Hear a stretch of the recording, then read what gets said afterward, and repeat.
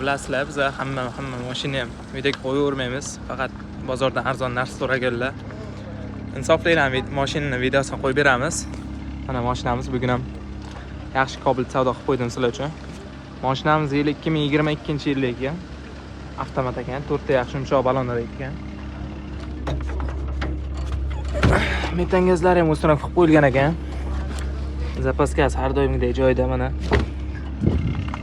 Mashinamiz yurgan masofasi 92,000 kilometr masofani bosib o'tgan ekan. Original Malibu rollar ham qilib qo'ygan ekanlar. Mana salon holatlarini ko'rsataman. Bonusi shu yerda necha ham qo'shib beramiz deb aytdilar.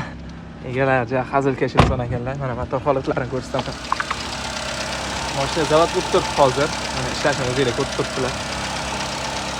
Ishlari bo'yicha kraskalar top-toza, kapot uchasida kichkinagina petnosi bor. Qolgan joyi 100% top-toza dedilar.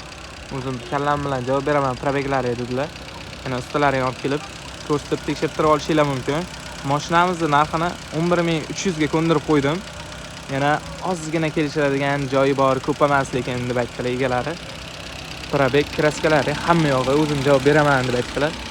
Kapotda mana shu joyda ozginagina petnos bor ekan. Ichiga o'tmagan deb aytdilar. Kuzatishda davom etinglar, yaxshi narsalarda, yaxshi mashinalarni qo'yishda davom etamiz. Sog' bo'linglar.